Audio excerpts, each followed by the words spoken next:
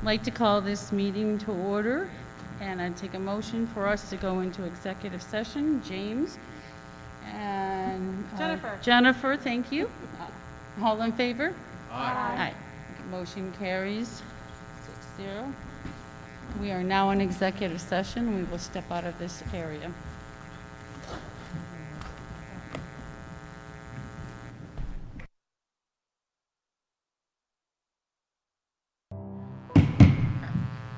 I'd like to recall this meeting to order. Can we please stand, if you're willing and able, for the Pledge of Allegiance?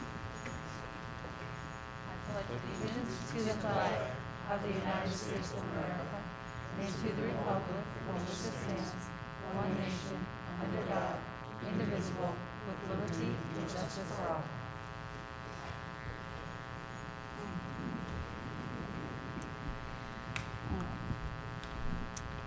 I'd like to step back for a moment. When we went into our executive session, I forgot to state the matters that we were going in for executive session. So for the record, I'd like to say that we went in for to discuss a tentative agreement with the RHA Coalition Unit and a personnel matter related to an employee medical leave. At this time, I'd like to start with some introductions. I'm Diane McBride, Board President, and to my right. Good evening, Anne-Marie Stasinski, Board Vice President. I'm going to interrupt. Everybody, please pull your microphones close, like you're almost eating them, okay? Because it's really hard to hear. Thank you. Dolores Tellerico, Acting District Clerk. Good evening, Jennifer Laird. Hello, May Abdullah, Board Member. Hello, Ariana McKnight, Student Council Board Representative. Good evening, Nelana Sam, Assistant Superintendent of Student and Family Services. Hi, Andy Whitmore, Assistant Superintendent of Finance and Operations. Good evening. Pat McHugh, Assistant Superintendent for Human Resources and School Accountability. Hello, James O'Brien, Board Member. Good evening, Nikki LaPlaca, Board Member. George DeMarteau, Attorney for the District. Good evening, Bo Wright, Superintendent of Schools. Thank you. Next up is agenda review. Are there any additions or changes to our agenda? All right, seeing none. Are there any announcements? All right. This would bring us to our board member report from our student representative. Thank you. Student Council is in the final stages of printing and posting their diverse hero projects. This is where students chose at least one hero in history that people might or might not have known about, and this was initiated in order to honor diversity and world changers. In the high school, members of the Tri-M Music Honor Society have started to practice music and record videos of themselves playing so that the officers can post videos on the Tri-M website during the holidays. Students can record holiday music or any song of their choice, and the officers are also planning to meet together in order to record a song together.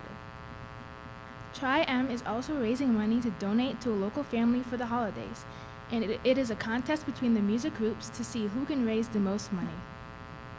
Groups such as Tri-M and class councils are trying to design and sell t-shirts and sweatshirts to spread school spirit, in addition to planning fun fundraisers. The issue of students mainly in the Remote Learning Academy and high school virtual classes having mandatory requirements to turn their cameras on during class has surfaced, as teachers do not feel as connected to their students when simply looking at their icons. However, there are students who may not have the ability to turn their cameras on at certain points. Students are wondering about this dilemma and whether participation credit or turning on cameras when virtual will be required. Thank you. Thanks so much, Ariana. I just wanted to mention something. So Ariana not only doing amazing things at school, she was a part of the Women's Foundation luncheon today. She is part of the grant making committee, and she was the presenter, and she did a great job, and I was so proud of her. So she was part of a group that looks up and evaluates agencies or organizations who were going to receive money from the Women's Foundation of Genesee Valley. So she did an awesome job. So not only in school, she's outside of school, she's amazing. So great job. Yeah. You can't see it, but we're all smiling under our Yeah. masks. We're very proud of you. That's what I was doing when I was seeing the, Yeah. the screen. I was like, yay! Especially when she mentioned Rush-Henrietta twice. Good job, good job. Yeah. Thank you. Next up is our public forum. This is where audience members may address the board regarding items of interest not on the agenda. We will give you approximately 3 minutes to be able to speak on those topics. If you want to speak to something on the agenda, please raise your hand while the item is under discussion, and when it's an appropriate time for us to allow for speakers, we will do so. I have 3 cards, and I'm just going to start here with Mr. Mike Hita. If you could come up to the microphone, please.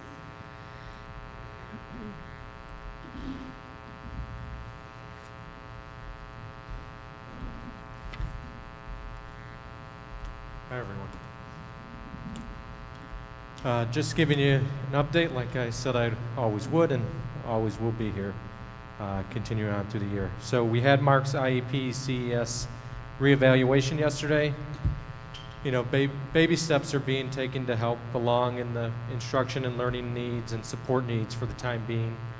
But obviously I'm here to continue to push to get kids like Mark in school more than 2 days a week. And I think it's important that we talk about a plan, which I did bring up yesterday in this meeting, about next year already. We see that change takes a long time. And, you know, having that security for 5th grade, let it be ICOP moving up to 5th grade, which I heard yesterday still needs to be decided on, or alternative solutions. But one thing's for sure, that kids like Mark need school more than 2 days a week.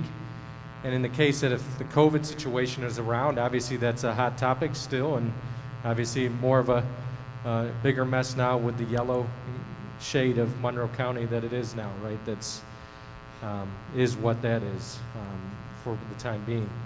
But having the time to plan for next year, it has to think about it. We're obviously working with his teachers, which they've been great as always.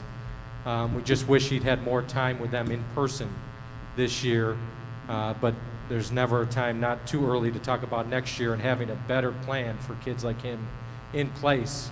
Obviously more time to prepare.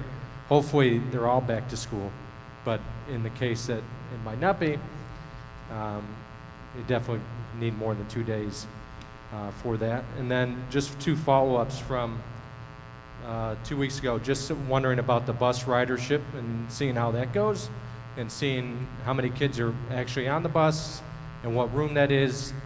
And then I know, Bo, you mentioned it just in the email just now about the survey results, but I was just wondering, obviously that deadline of November 20th, I would think it'd be right if that survey was based on the remote learning and the hybrid, that would be out before parents had to make a decision to hear the results, since it's such a huge response, to make a good decision, an educated decision if they chose to change. And that was it. Again, thank you for your time. We'll see you in a couple weeks, hopefully, if we can all join, right? Leave that up to the county and the state, but thank you. Thank you. The next card that I have here for the public forum is Bonnie Smith. If you would come to the microphone, state your name and your address for the record, please.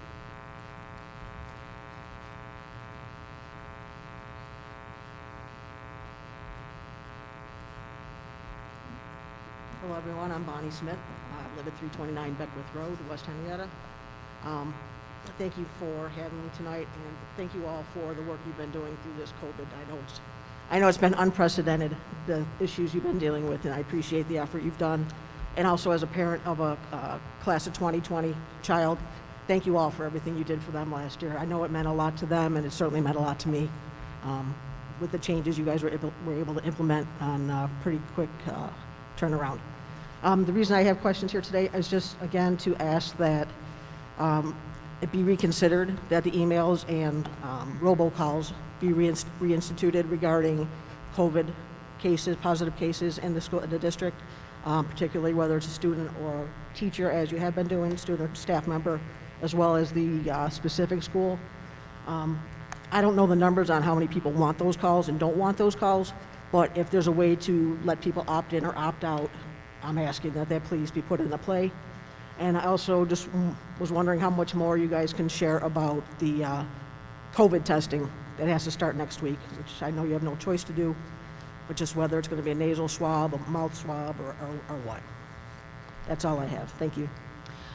I believe the superintendent will touch lightly on the COVID testing that's supposed to start next week. So that's in his verbal report time. So you'll get an answer on that hopefully this evening. All right. Before I go any further, I see that we've had a few other folks enter into the auditorium while we're here. We are currently in the public forum section of our agenda. This is where folks can speak to the board regarding items that are not on the agenda. And we're limiting our time to 3 minutes, around 3 minutes this evening to give time for everyone.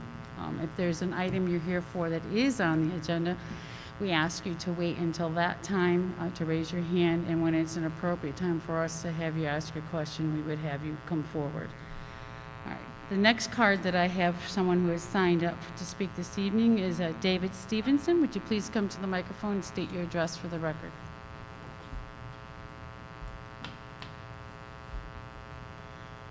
My name is David Stevenson, 69 Gatehouse Trail, Henrietta, New York, 14467.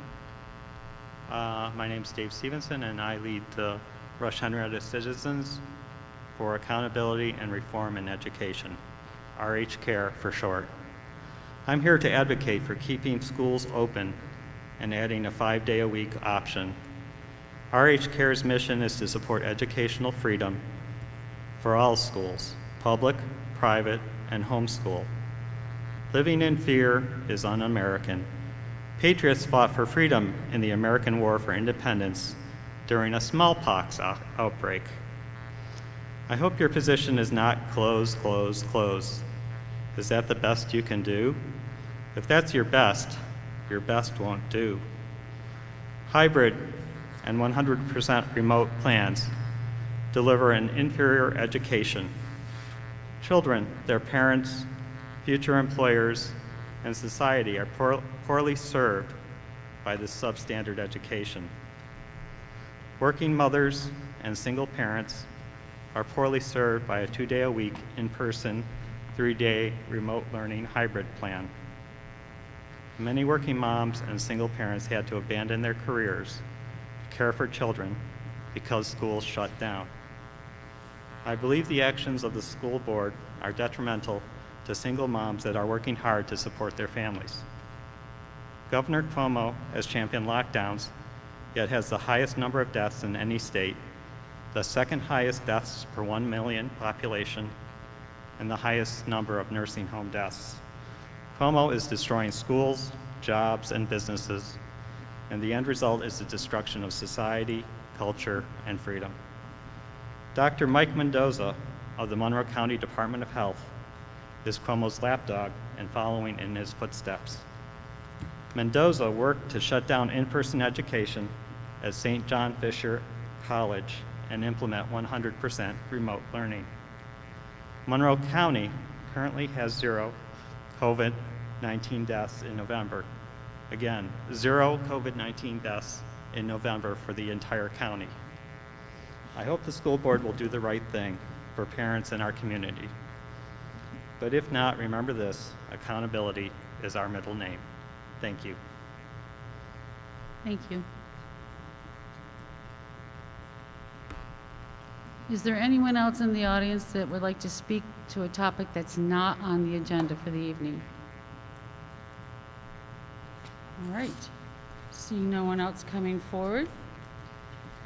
Our next item on the agenda is our consent agenda items for routine matters. Treasurer's report, award of bids, change orders, secondary program guide, CSE and CPSC recommendations, and our minutes from our last meeting. I'll take a motion to accept. Anne Marie, James, any discussion on those items? Really quickly, Diane, on item D, the secondary program course guide, I mentioned this to Dina last time. There's a typo on page 1. but I see that the proof is still dated October 20th, so it's very possible that the typo has been addressed. But it's easy to find. It's right on page 1, after the table of contents, very first paragraph. The paragraph headed Regents. The last sentence that ends with advanced designation requirements, see page 67. There is no page 67 in this version. I believe it's on either page 63 or 64. So just want to make sure that that was covered. Great, thank I know you. Dina's not here tonight. She is not with us this evening, but the superintendent will make sure she's aware. He's shaking his head over here, so I defer to that nod of yes. Any other questions or discussion? Call a vote. All in favor? Aye. Any opposed? All right, motion carries 6-0. The next item up is our personnel actions. I'll take a motion to approve. Nikki? Mrs. Laird?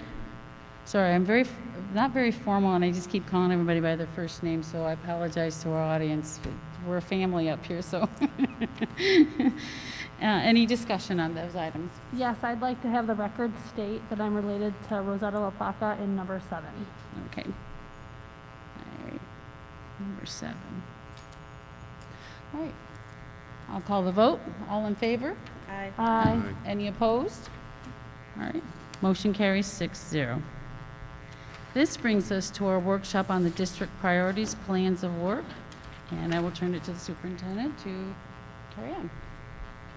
Okay, the plans of work are centered around our identified district priorities for the 2020-2021 school year, which focus efforts on equity and inclusion, mental wellness, instruction, and special education. You've had a chance to review the plan, so what we'll do is we'll give you a brief overview, including highlights of this year's plan of work for each instructional priority, and then give you an opportunity to ask questions. As you noted earlier, Dina Wilson, our Assistant Superintendent for Curriculum and Instruction, isn't here tonight. But I'll give you a general overview of the section on instruction, and we'll do our best to answer your questions. And if there are any that she needs to answer, then we'll make sure that they're noted and that we respond in writing. So this year, our focus in instruction is centered around English language arts, mathematics, and ICT, which is information communication technologies. And the process is going to be a little bit different this year in terms of some of the interim assessment data that we use to make decisions for the areas of English language arts and mathematics, and even the summative tests that we use, which are the New York State exams. And the reason that's going to be a little bit different this year is because we weren't able to administer any of those assessments last year. So some of the data that we would have relied upon in a typical year to form some of these plans, we didn't have. But I think that given the fact that students had to learn in a completely different model last year, we know that students came back to school in September and are going to need to have different levels of support, especially in the areas of English language arts and mathematics. We discussed the idea prior to the pandemic of moving ICT out of the priority and into an area of focus because last winter, we looked around and said the wheels are in motion as far as implementing capstone projects. We've been a one-to-one district for some time now. We are well underway in terms of digital citizenship. We have the infrastructure pieces that allow us to offer robust technology opportunities for folks. And then the pandemic happened, and we realized that while we have a lot of good things in place, the future of learning, as we're talking about remote learning opportunities, we had a lot of work to do.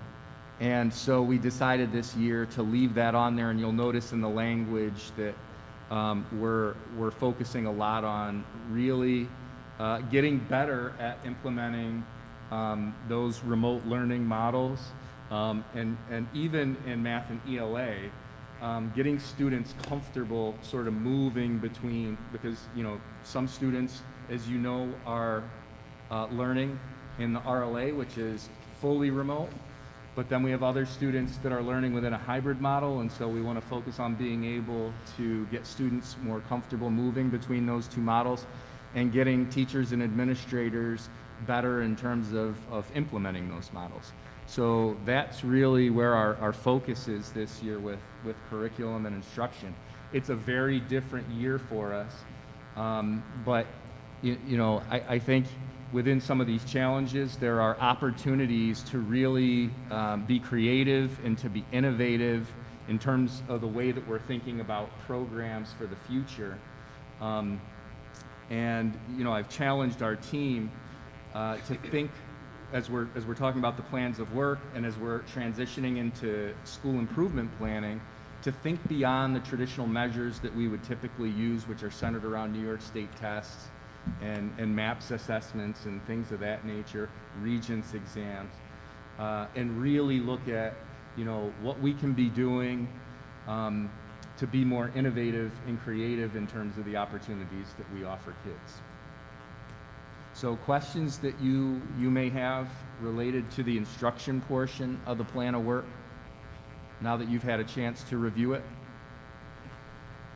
I have a question regarding the capstone projects. I know we weren't able to do them last year, but is our hope this year, even with the remote and hybrid schedules, are we hoping to do those again? So last year we didn't require them, but we did have some teachers in grade levels, you probably noticed, that moved forward with them anyway. I would have to talk with Dina and Brad about the feasibility of requiring them this year. I know at the start of the year it sounded more like we were leaning in the direction of encouraging folks to implement those, but that's something I'll follow up on. Okay, thank you.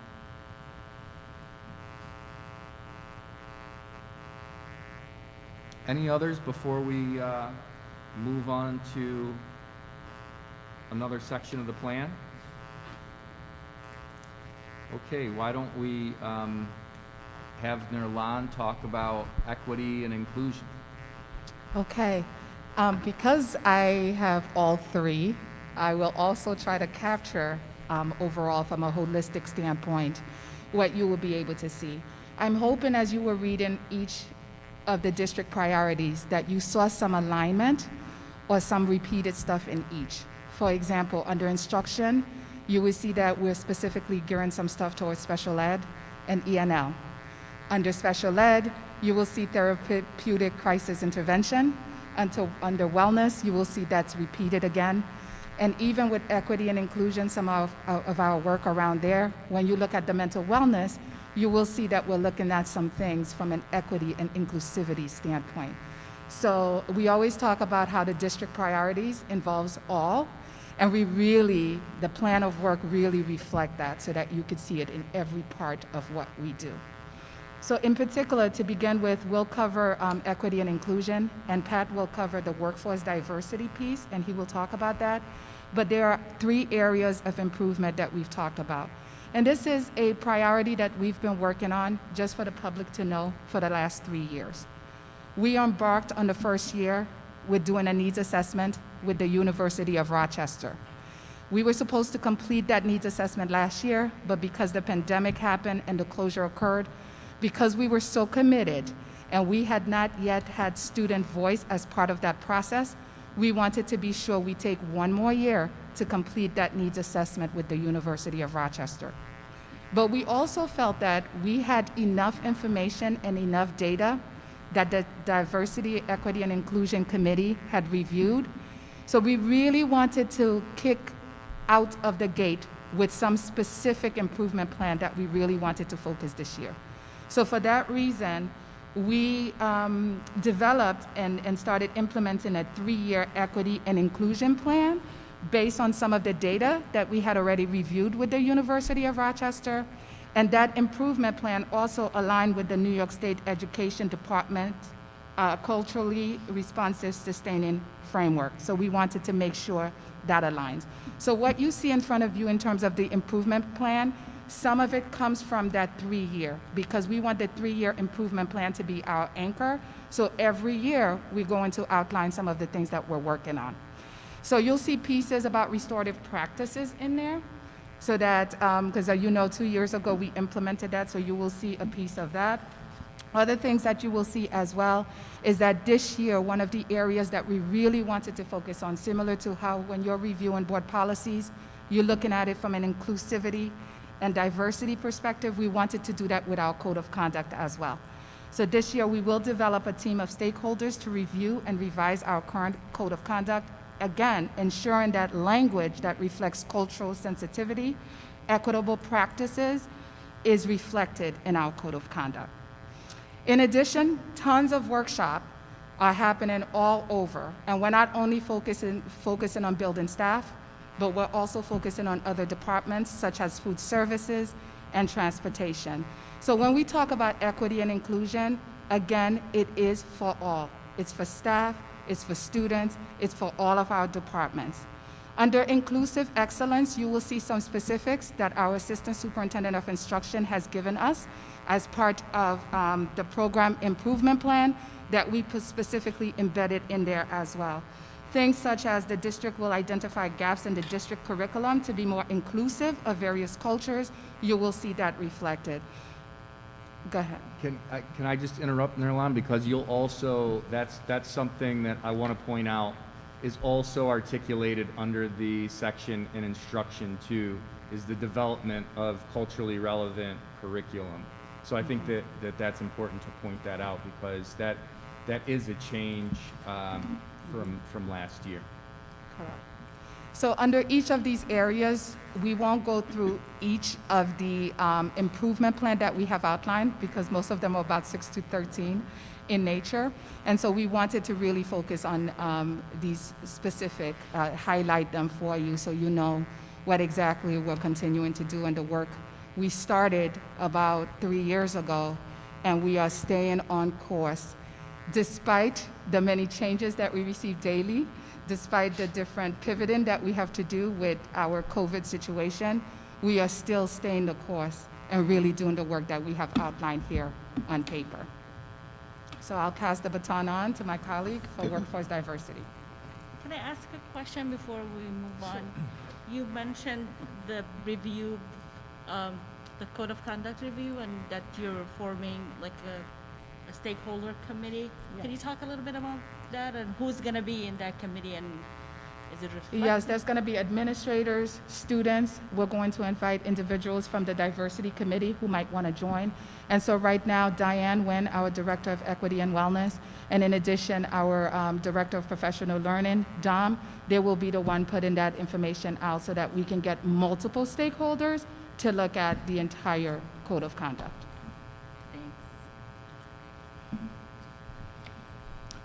Thank you, Nirlan. So turning to the third area of improvement within the equity and inclusion plan of work, of course, is our workforce diversity initiative, which continues.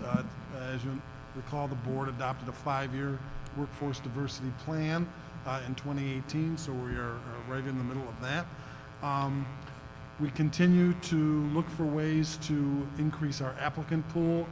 Although the COVID crisis is severely limiting our ability to do on-site or in-person recruitment activities and the type of outreach that we've been able to add over the last several years, we're still moving forward, and we're still finding ways to engage with the community, engage through social media, use different forms of advertising and outreach so that we can continue to expand our pool and attract a diverse and high-quality applicant pool for all of our positions.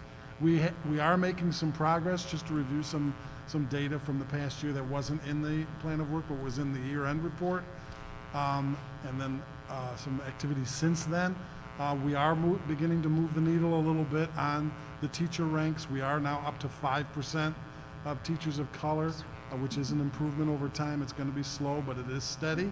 I'm pleased to report that this fall of our probationary hires, 19% are people of color and candidates of color. So we're definitely making some progress.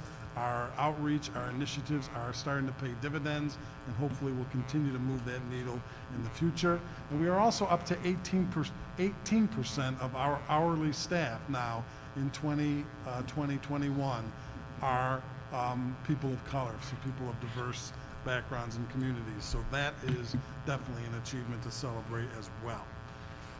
Looking toward the plan of work in terms of changes for the coming year, a couple of highlights I wanted to share with you. We are continuing to focus on bias in the hiring process. You'll recall in our last presentation, our last workshop, we talked about some of the efforts we were taking to train administrators in how to recognize bias in the hiring process, how some of our old standing practices for evaluating resumes and looking at candidates and even in the interview process have had to shift so that we make sure that we're aware of implicit bias and that we're trying to eliminate that wherever possible and broaden the pool as much as possible through that process. One effort that we're going to make this year is to have some online resources that are going to be required for anyone who serves on an interview committee to make sure that they've gone through this anti-bias training and that they're able to recognize the signs and understand fully what we should be doing through the interview process in terms of recognizing our own bias and making sure that we have an open mind toward folks who come from a varied background or have had different life experiences than might be something that we experienced. And the other highlight I wanted to share with you that we'll be looking to develop this year is, and it is a key component in our workforce diversity plan, and that is strengthening our retention efforts. Taking a look at our systems, not only at new teacher orientation or in the first year or two of staff transition to the district and induction, but what happens after that? What supports are in place? What networks might be in place to help support our new hires, especially those who may be coming from a variety of different backgrounds, native languages, etc. So we're going to be working with our collegial coaching committee, which runs our teacher mentor program, and they are going to help us to develop a support program for teachers in their second and third year, especially teachers of color and people from underrepresented communities, so that as they adjust to the district, they have people that they can talk to who have walked in their shoes and understand what it might be like to feel isolated or to feel like you're the only person of your background who might be working in a particular department or building or program. So a lot of exciting developments going on in workforce diversity, and we continue to push forward with our commitment to make sure our students can see themselves reflected in their teaching staff and our overall staff. I did see you in the audience, but I'm going to ask you to wait. We're going to complete the whole workshop, and then we'll come back and grab your question, if you don't mind. Thank you for that.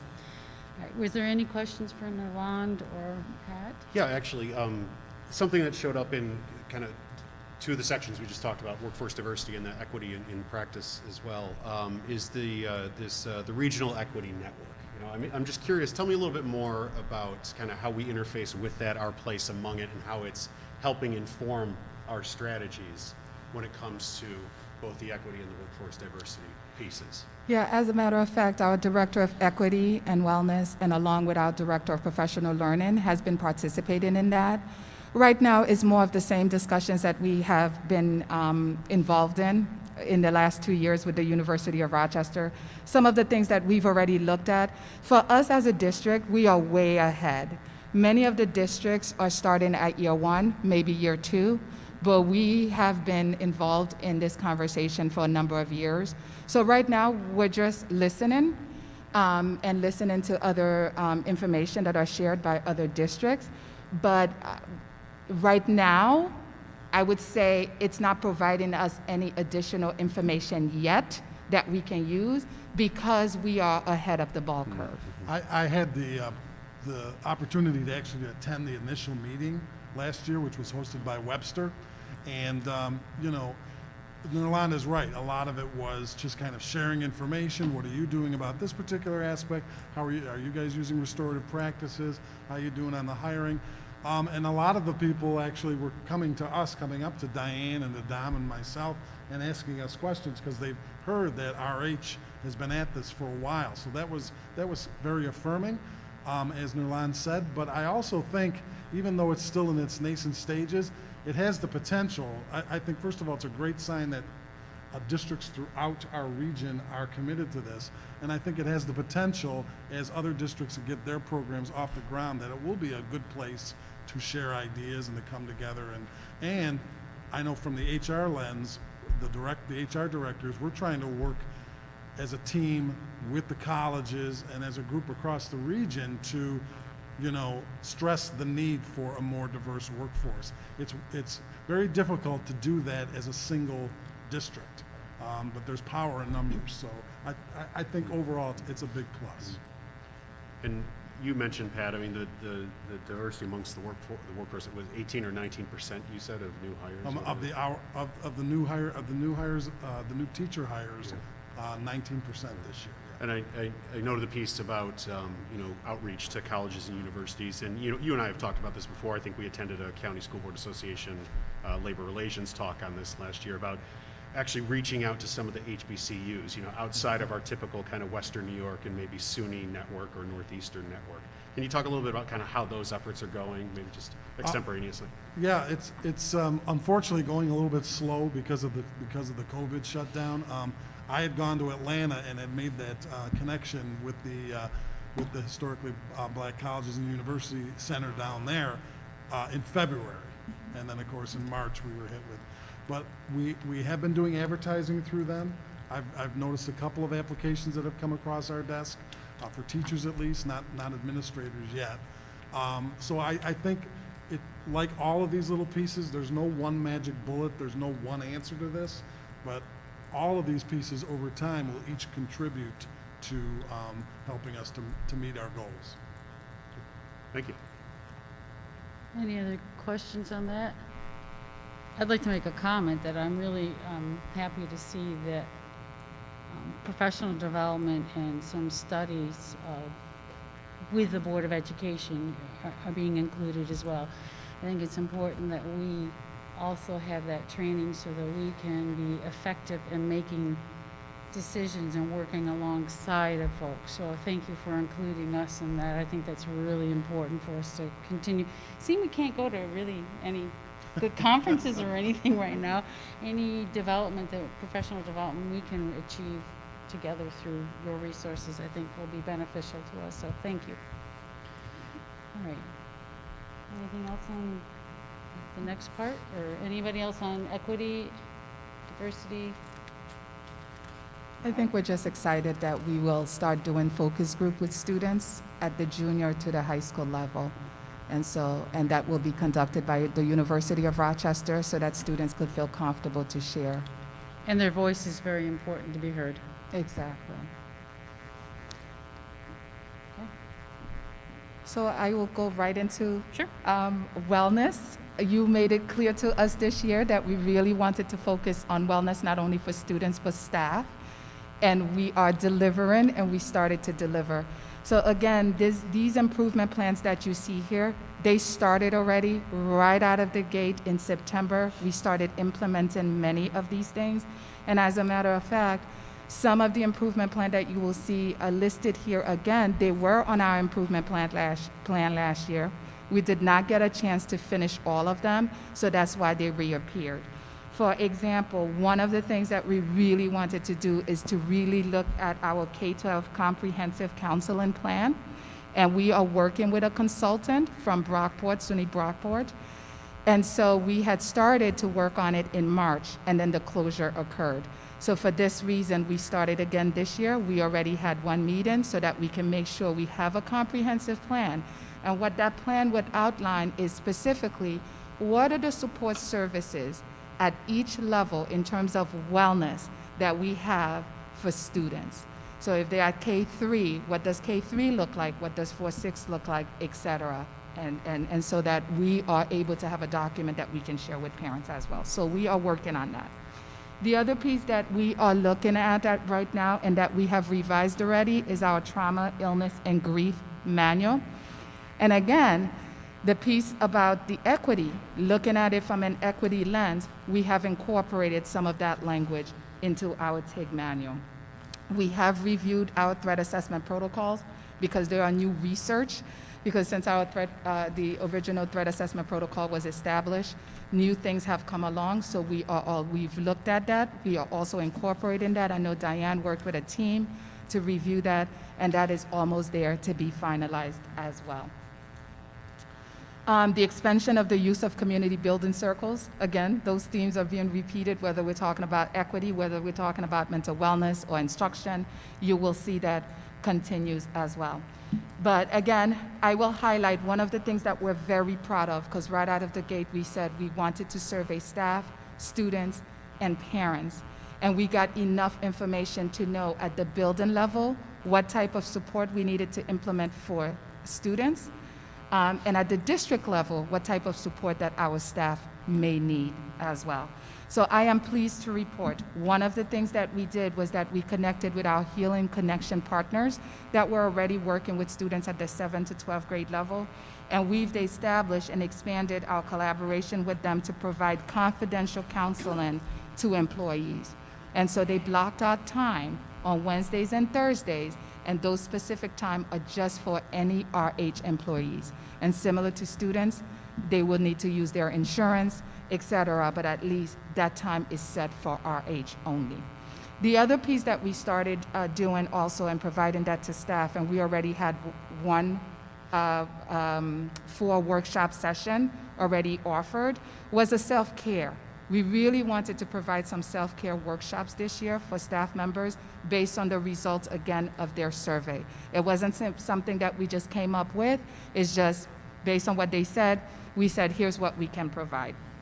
So the first one that we offered was about 4 sessions every Thursday, and that concluded last week. And I'd like to share a few quotes with you from the participants who participated in that. And there were about 50, I would say 56 to 58 employees in the district, across the district. So it wasn't only teachers. We had folks from the admin building, from the clerical staff, et cetera, who participated. And we did a survey after that because we wanted to see if this is something that folks wanted to continue or if we should do a part 2. And so here are some of the quotes that I captured from the survey. I am happy that the district is providing opportunities for staff to care for ourselves. If we are not mentally and physically strong, we cannot provide support to our students and their families.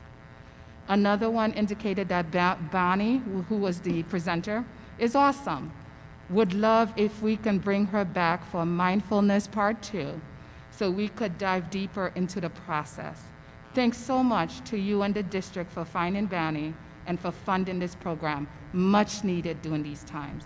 And I will share one last one. Thank you again for offering the self-care workshops to all RH employees. It was a very calming way to end the workday on those Thursdays. It is nice to know that our school district is placing value on our emotional well-being as well as our physical safety and health during this stressful time. So just judging from the response, the staff really appreciated that. And we have scheduled another part 2 series. We're going to call it Finding Peace and Calm Amidst Challenging Times, Holiday Edition. So that presenter, so the presenter will be the same presenter. Individuals really enjoyed her and the way, her calm manner in which she presented the information, they found it to be very helpful. And so that will begin, I have the date here. We are thinking about it beginning in December, early December. I'm looking for the date, I had the date. December 1st, starting December 1st is a 4 workshop series that we're offering. So again, we heard you loud and clear. Not only are we taking care of our students in the building, some of the SEL, social emotional learning, you will see tons of videos coming out from different buildings. Winslow shared theirs with parents and families last week. Fowle Elementary School has shared. So between digital citizenship, social emotional learning, overall wellness, we are doing a ton of work. in the building, but district-wide as well, just looking at different things that, such as the trauma, illness, and grief manual, the threat assessment protocols. Again, we're reviewing those with equity and inclusion in mind. And so that is a little piece of what's in here, but I wanted to share those highlights with you. I want to be a part of that self-care thing for December. Anybody have any questions for Nerland? Yes. When families are working with Healing Connections, you said it's insurance-based. Is there a way that if parents can't do the co-pays, or is that being addressed as far as with the equity? Has it become a problem that someone can't do this because of, like, let's say a copay or something? Yeah. I think that they need to at least let the building principal know, and then they'll share that with me in some way, somehow. I always operate with the mindset where there's a will, there's a way. I am always under the impression if somebody's in need, we will find a way to help them. I'm not saying that we have the resources right now, but there's ways that you can get that resource for a family who really, truly is in need. Has Healing Connections expanded into the lower grades, or is it just still? It's still 712. And that's one, if you look at our improvement plan, that's one of the things that we've been exploring. We have been looking at other agencies as well that might have that possibility. And one of the things that we were looking at was a grant.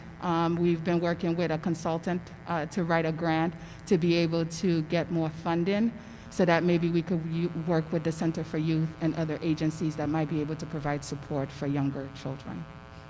Thank you. And so, How does the referral process look like? Is it the student, are we empowering the student to like self-identify that they need help, they need that connection, or is it the parent who would call the school? I'm just curious. yeah, with the Healing Connection, we've had the Healing Connection for student support for the last, I would say, 2.5 to 3 years. And so there is a whole referral process. Sometimes the students are referred by the staff, and then we have a meeting, and we will call the parents, and they will have to fill out the paperwork with the Healing Connection. So there is a whole process happening at the building because this is our 3rd year of doing that. For staff, they don't need a referral per se. Like I said, there is a block of time that they have put aside just for RH staff to be able to have access. So on the Wednesdays and Thursdays, the hours are from 4 to 4:45 and 4:45 to 5:30. These are block time for any RH employees who would like to get that confidential counseling. Obviously, there's paperwork that's involved, but that's where the Healing Connection comes in.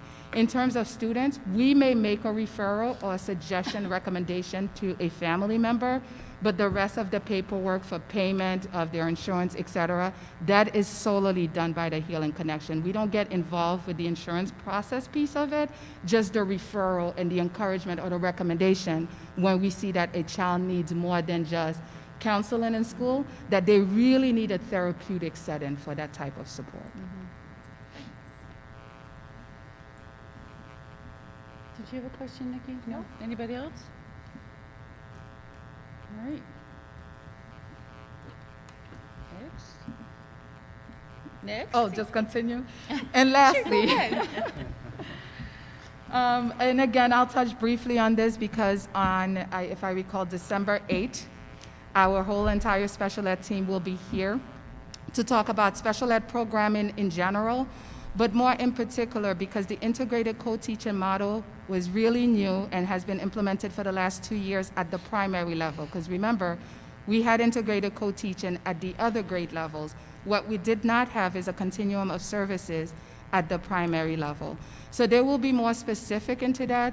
It's been in implementation phases, I would say truly 1.5 years, just because, COVID changed life for us. But they will be more specific as to the data, because although implementing the integrated co-teaching at the primary level is helping us from the least restrictive environment in meeting the Part 200 of the regulations, but there's other things that we need to take a look at. And what we are looking at is academically, our students in integrated co-teaching doing better than they would have if they were in another program. So these are the things that we will look at. But again, I think the big piece to highlight this year is that you will see instruction has special ed in it. So the special ed, the instructional piece of special ed is under the instruction plan. But what we are looking at from a special ed department are those things that we started working on. The graduation rate. It is going to continue to be a work in progress for us. We are staying vigilant. I know that our secondary coordinator is working very closely with the administrators at the secondary level, in particular the junior high, because right out of the gate, if students are not acquiring the required number of credits they need to become a bona fide 10th grader, that will put them behind. So that's a piece that we have been working on. It needs to be it continue to be a focus because we're still not there yet. In terms of the other area that we're looking at as well from a special ed lens is the least restrictive environment, making sure that whenever possible that our students with disabilities have the chance to be educated for the most part with their non-special ed peers. So that's another area of focus, which they will go much more into details, but you will see some of the plan of work that we have outlined here. And lastly, in terms of classification rate, that's a piece that we need to look at because overall, when we have the enrollment numbers are going down overall for our district enrollment, but our classification rate continues to be at a level where, you know, the state will say we're not meeting standards. That is an area that we need to focus on. And so you'll see some specific stuff that the team is doing with the building to make sure prevention is key. Right out of the gate, before we can get a student to the special ed table for consideration of a special ed program, we want to be sure that they are doing everything in the building and being able to document what the progress are that they're making before coming to the CHC table for an IEP. Special ed is very complicated, you know, because there's a lot of moving parts, there's a lot of pieces. Not only are you thinking about program, but you're also talking about services, related services from speech, OT to PT. And then sometimes the numbers are not the same. So when we're looking at graduation rates, one of the things that you will see is that last year we had one student identified as NYSA who was eligible to graduate. This year's numbers has 12 students who are NYSA eligible. So you're going to see we're not comparing oranges to oranges, we're comparing apples to oranges. And so sometimes that could be a little difficult, but we also know that there's work within that we have to do. And we will continue to work on some of those things internally. Anyone have questions for Yolande? No. Okay.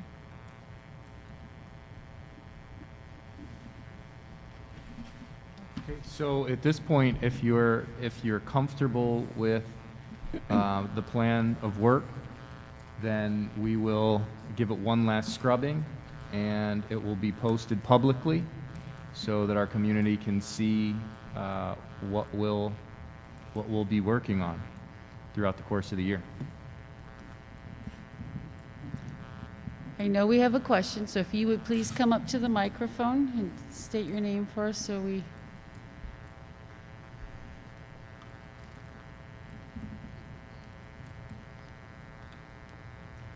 Hi, my name is Kim Bodden. I live at 6898 East River Road in Rush. And I just have a general comment relative to the district priorities. So I was reading through this today, trying to prepare to come and just be familiar with what was going to be discussed this evening. And relative to inclusive excellence, if you'll bear with me, I'd like to read this paragraph. The district will develop a shared definition and understanding of inclusion and articulate how we can ensure that all students, families, and staff are fully included.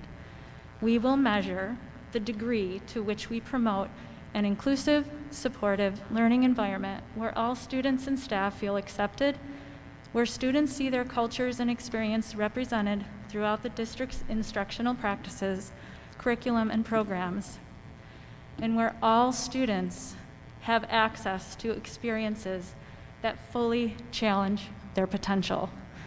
I would ask, in this unprecedented year, how we're going to measure that every student has had access to experiences that fully challenge their potential. I did write to the board today relative to being interested in what our grades are going to be at the end of this quarter and how the wellness of our students are going to be. I feel that from a parent's lens, I realize that this may be looking through a different lens, but I'm reading this through a parent lens with a student that's experiencing an unprecedented year, and I don't feel he's been provided experience that fully challenges his potential. I've heard where there's a will, there's a way, and I've heard innovative solutions tonight in discussion. And I hope that we as a community, I know a lot of parents out there that are willing to step up to help in any way possible, to open up our schools to 5 days a week in-person learning, to fully challenge our students and provide them with the experiences to fully challenge their potential. I realize that the state has limitations on spacing, specifically social distancing, and I'm asking to consider innovative solutions to provide 5-day-a-week learning for students and families that wish that. Thank you. Thank you.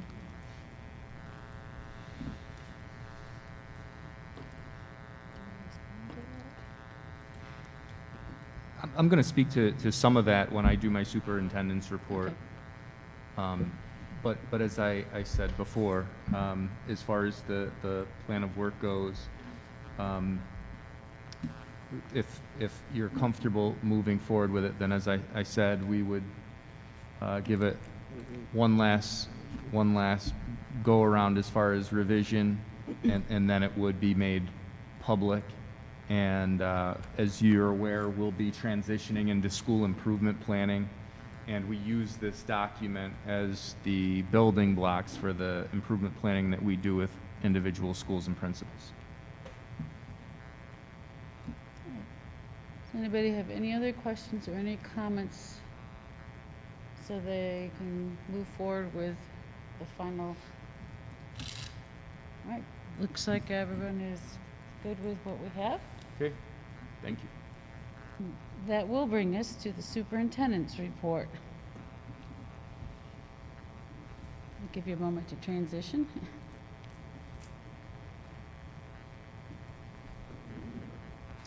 Okay, so I want to focus on a few different issues that have come up, especially over the course of the past couple weeks. The first of these issues that I want to discuss with you is related to busing and some of the challenges that we're facing as a school district. This isn't really a new challenge. If you'll remember, for the last couple of years, we tend to be short drivers.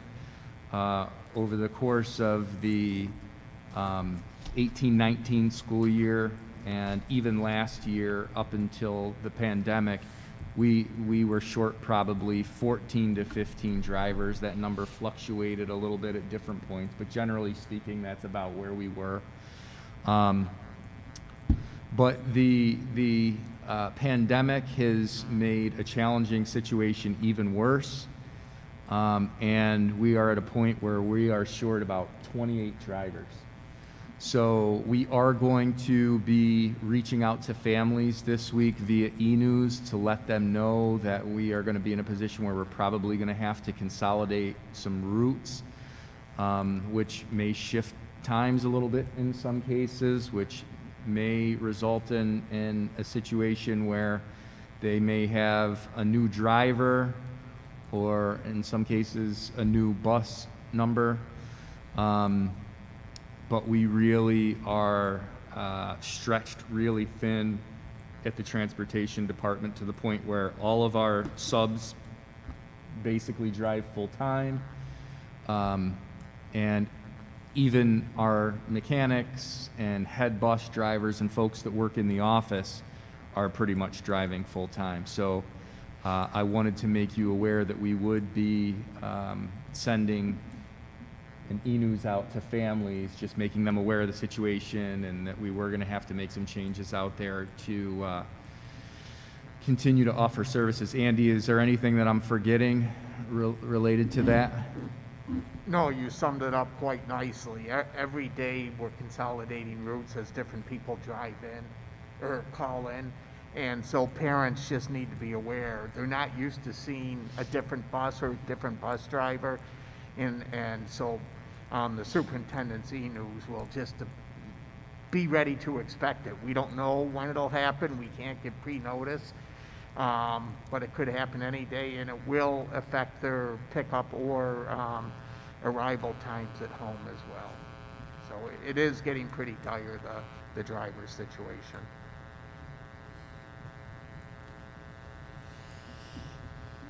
So we're stretched about as far as we possibly can be out there. As I said before, you know, the pandemic made a challenging situation even more challenging, because we had a lot of drivers that weren't able to return, that in some cases had pre-existing health conditions, some who were fearful, and you know, generally speaking, one of the challenges that we have with all of our staff members is that because we have to exercise certain protocols and certain precautions, that when someone has a routine illness, they're required to be tested and or be cleared by a doctor and be completely symptom-free, which is necessary in this situation. If somebody's going to return to work, we certainly don't want people who are ill coming into work. But what happens is it results in longer periods of time where employees may be home sick before they can come back, which also adds to the challenge out there. But I just wanted to make you aware before we sent out the e-news. Okay? Thank you. Any questions or comments on that? Okay. I also wanted to discuss the transition for notification when we have positive COVID cases, and I want to talk about why we made the decision to make that transition. Our process to this point, when we've had positive COVID cases, whether they be students or staff, is to work with the County Department of Health. We typically send out an e-news to the community once contact tracing has been completed and we've been able to coordinate communication with the local Department of Health and internally. There's a lot that goes into it behind the scenes. But we send a robocall typically, and we send an e-news typically. As you know, we had about 7 cases last week. Some were staff, some were students, and we expect that as we head into the winter months, we're going to see more cases. And we began to get complaints from parents saying, I don't want you contacting me every single time you have a case. So we tried to be sympathetic and find sort of a middle ground where we're being transparent and letting people know what's happening with respect to positive cases within the district. But we also wanted to address this growing concern from certain parents that, you know, they didn't feel the need to be contacted with each and every case, and were expressing concern because they were recognizing that there were more and more cases coming, which meant more and more notification. So we moved to a dashboard, which is going to be updated daily and posted on the website, so that those who were concerned and wanted to see could go and look at the dashboard for updated information, and that wouldn't require the constant contact for those folks who didn't want it. You know, the question has come up, well, can people sort of opt in and out of that communication? And when we're talking about robocalls and the e-news, you can't disaggregate by topic. So in other words, I can't say if I'm going to subscribe to the e-news and the robocalls, then I get all of them. I can't say, you know, give me all the ones that are about instruction, but don't give me the calls that are about COVID-19. So we weren't able to do that. When we put the information about the transition in my e-news on Friday, I heard, and you probably heard from some parents who said, I actually want to hear from you when we have a positive case. I want the robocall and I want the e-news. So we're in the process of trying to strike a balance. This is one of those situations where you probably aren't going to make everybody happy, but we're looking at a couple of different things. One is we're looking at the capacity of the dashboard to see if people could subscribe and get a notification when we've made an update to the dashboard. We need to do some testing there, and before we go out and say that we're going to offer this, we want to make sure that it's going to work as we want it to work. So that's a possibility. But the other thing that I want to say is, just because we have the dashboard doesn't mean that we're not going to send COVID-19 related updates via e-news. So let me give you an example. Let's say that we had a case that resulted in multiple people throughout the district being quarantined. We wouldn't just put that in a dashboard. That's something that would be communicated in the same way that we've done it in the past. But what we're trying to avoid in a situation where we anticipate a spike in cases, to be honest, where, to this point, we might have 1 or 2 cases per week where we're sending out a robocall and an email. That might become 1 or 2 cases or more in a day. And that, we think, becomes a little bit too much for folks. So we're looking to strike a balance between the people that want the communication and the people that don't. And so we have a couple options that we think will hopefully suffice. So questions, comments on that particular issue? So this is a stay tuned. We're trying to work it out. That's right. We're trying to find a solution that will work for everybody. But at the crux of it, we want to continue to make sure that folks have up-to-date information related to cases, and we want to be fully transparent about what's happening in the district.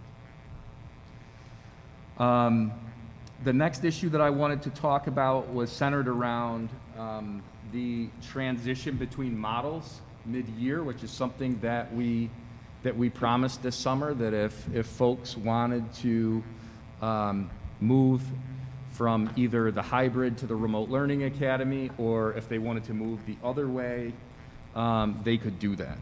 I'm hearing a lot of talk now about coming back to school 5 days a week. I know that that's a want in the community. And the difficult part is, right now, we're trying to hold on to what we have. We're trying to keep our doors open for the 2 days a week, for the hybrid model. And as much as every single person on this stage would love to be in a position where we could offer 5 days a week in-person instruction, I think that if there has been a point where we're being challenged to provide service to students and families, it's this moment right now. I think the next few weeks are going to be very telling for Monroe County school districts for all the reasons that you've seen on the news, and I'm going to talk a little bit more about that as my report goes on. But if I can tell you this, if there is an opportunity, if there is a way to do that, to bring kids back 5 days a week, we will do it. But right now, there just isn't with the requirements that are in place. We talked about some of the challenges with busing. There's no way to get every student into school. I mean, the conversation, quite honestly, ends with transportation right now, because there is no way to get over 6,000 students to school, because we don't just bus the students that come into our schools every day. We have students that attend charters and private schools and off-campus programs. There's no way to get that amount of kids into school when you can only put 21 kids on a bus. So it can't happen right now. There's no way to feed kids when you're limited in terms of the way that you can, the numbers of students that you can fit in a cafeteria and get through the lunch line. And we're very limited in terms of how you accommodate students in a classroom setting. So I'm going to go through my report, and then at the end, if you want to come and share more information, then you can. But what I'm trying to tell you is that it's right now an impossibility in this very moment. It can't happen. So while every single person on this stage wants it to happen, it's not possible. And as I said before, you know, we are trying to fight like the Dickens to not be in a position where we have to go fully remote. That's what we're battling against right now. 5-day, every student coming back is not even in the conversation. And I'm just telling you this because I want to be completely honest with where we are. Because the conversations that I've been having with public health officials and other superintendents across the county that's not even in the conversation 5 days a week. So I just want to be transparent about that, but I am saying this. We are committed to getting back to having all of our students 5 days a week as soon as we possibly can. So right now, our focus is on the transition between the two programs which exist, a fully remote option and a hybrid learning option in which students are coming 2 days a week. You'll notice that we started this a little earlier than we initially discussed, and we have had some parents who asked if we could extend the deadline, which is something I did over the summer. We extended the deadline right to the start of school to try and accommodate as many families as we possibly could who wanted to go into, most of them wanted to go into the remote learning academy model. Our timeline's going to be very tight. This is something that we typically never do in the middle of the year, is to reprogram all of our teachers and students. So the window, I'm going to have to adhere to those deadlines. And you know, we've had some folks who emailed me over the weekend and said, can you extend the deadline until after parent-teacher conferences? Or can you extend the deadline after the survey results, which we will. We will get the survey results out at some point this week. It's just again, you try to be conscious of how much information you're giving people and trying not to bombard people with information. So we felt like the survey results had to take a back seat to some other things that were more along the lines of emergency or health and safety related items. So I want to reinforce the fact that we're not going to have the flexibility that we had over the summer in terms of extending some of those deadlines. We're going to have to hold to them because Pat and Dina and their teams are going to have a Herculean task in front of them when it comes to programming students. A lot of it depends on how much movement we have, how significant it will be. But we may have to move teachers around. Assignments are going to change mid-year, which typically we don't do. And that could impact different sections and offerings, especially at the secondary level. So this, I want to be clear, you know, when we have to hold the line here, and folks may complain about that, it's not because we want to make lives harder for families at all. It's that, you know, we need to do this in a way that's going to be as seamless as possible. And I put that as possible at the end because I don't anticipate it's going to be seamless. I anticipate that there are going to be bumps along the way. But I do think it's important that we uphold our word and that we stick to what we promised to parents over the summer, which was that we give them an opportunity to change models if they make that choice. So questions, comments related to the transition of learning models? Yes. I have a question. I know I've had a lot of people approach me about the extension for the parent-teacher conferences. What do you recommend for parents to do? Because that obviously cannot happen. We can't wait for report cards that come out on the 20th and then meeting with the teacher. What do you recommend those parents to do?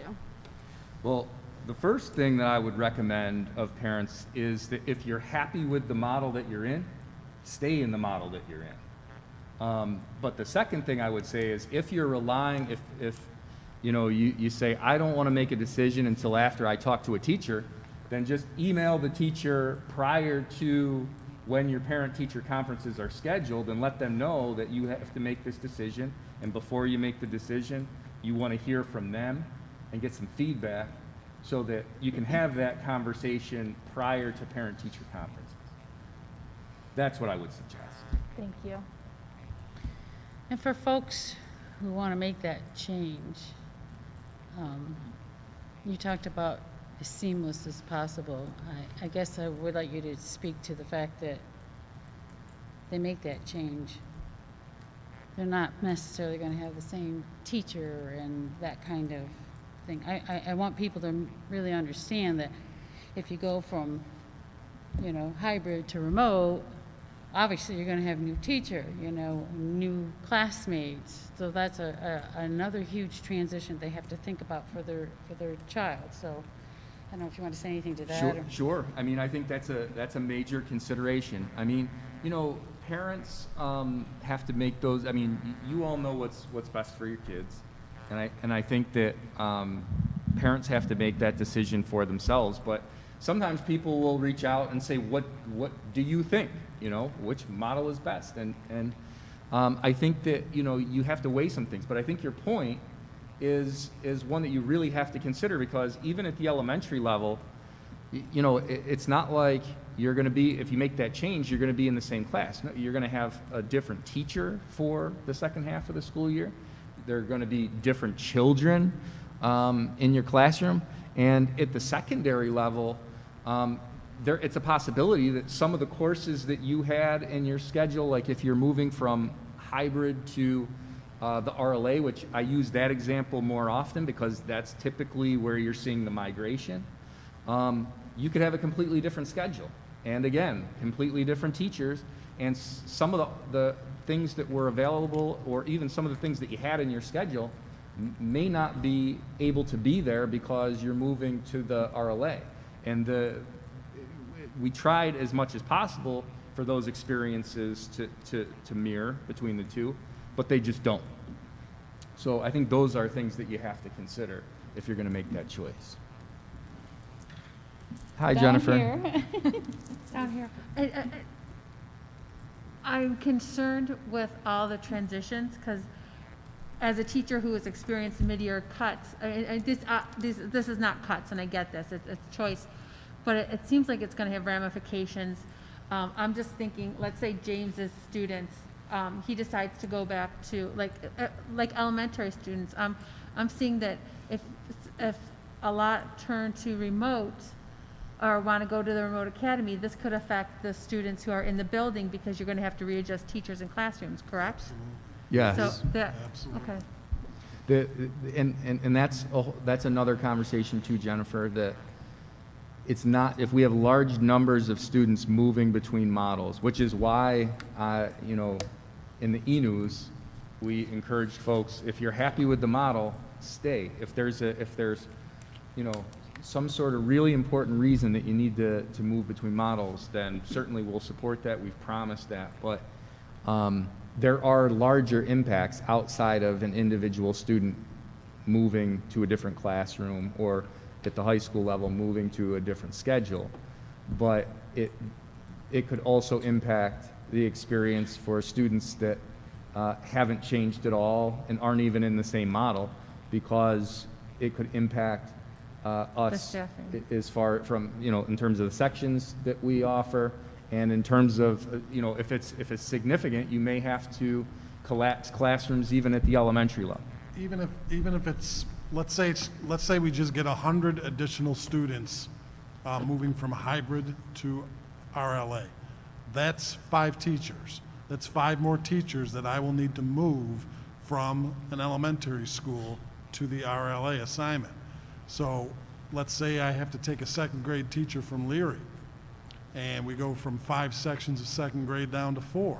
That means those kids in those 5 current classes need to be reassigned in order to fit into 4 classes. So kids who didn't even make a choice to move could be, it's highly likely they're going to be affected by this, even if the numbers of students moving to the RLA are relatively small on paper. You used the word Herculean, Bo. I don't even think that begins to describe it, honestly. You know, and I say that as not just a board member seeing things from this viewpoint, but also as the parent of 2 grades, elementary level RLA students. And I'm a TA 3 days a week now. I never thought I would be this intimately involved in my kids' education from day to day. And I have to say, I mean, our teachers are heroes right now. Our students are heroes right now. None of this is perfect. Of course, all of us want everybody back 5 days a week, but we're doing the very best we can, and we have a lot of very smart people working on it around this horseshoe right now and out there teaching our kids. Because the amount of, we talk about transition. I mean, there's transitions that we can forecast, such as a move mid-year from remote to hybrid or hybrid to remote. But there's going to be transitions we can't even begin to forecast yet because it all depends on outside factors and how the pandemic goes and all of that. So, in the midst of all these challenges, I just want to say, and in the midst of all the challenges that we have heard of, families having, I mean, overall, I'm just so impressed by how well this is going and what my kids are getting out of it and the job that is being done right now. Yeah, and James, I appreciate that, and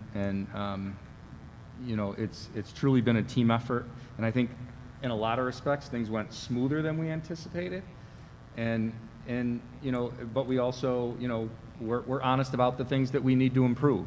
I know that there are a lot of things in both models that we could be doing better, and we're committed to being better. And like I said, we are committed to, when we can, get students back safely for in-person 5-day-a-week instruction. We certainly, we're willing to be the tip of the spear, so to speak.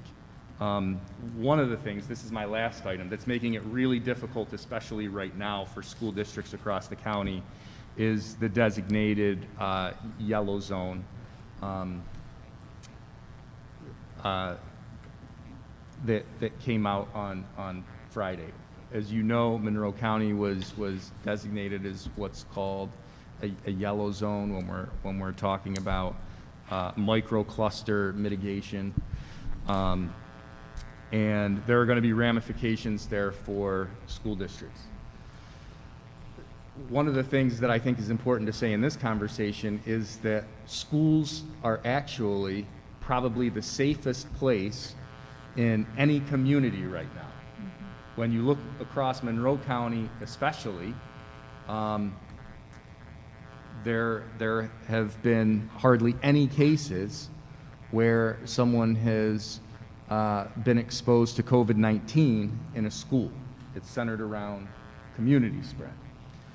And I think we've had around about 17 cases here in Rush-Henrietta since the opening of school, and none of them have been the result of exposure in any of our schools.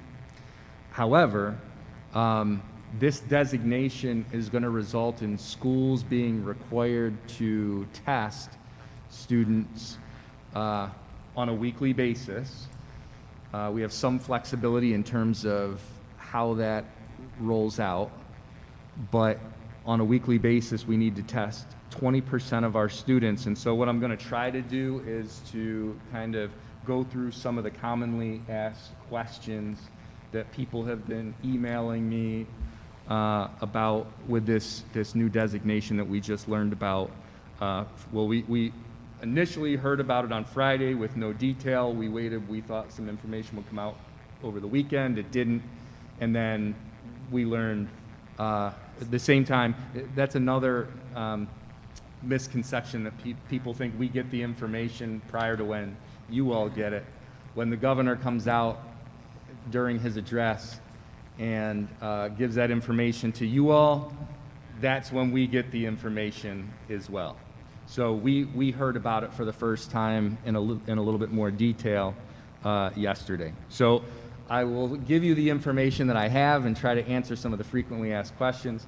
And please understand that we're still gathering information to try and get our hands around what's going to happen and what we're going to put in place here in the coming days. So we will be testing 20% of our students and staff. This does not include students who are in the remote learning academy. These are only students who are on site and part of the hybrid model. Parents have asked me, if I don't want my child tested, do I have a right to say no? And we're still getting information around this, but here's the bottom line. Rush-Henrietta is not going to test someone who has explicitly said, or whose parent has explicitly said, I do not want my child tested. You do have the opportunity to opt out. However, I do want to say this, because as it stands now, based on the information we have, what it looks like is that if we have a large number of families opt out, that could result in us at the end of this 5-week period having to go fully remote.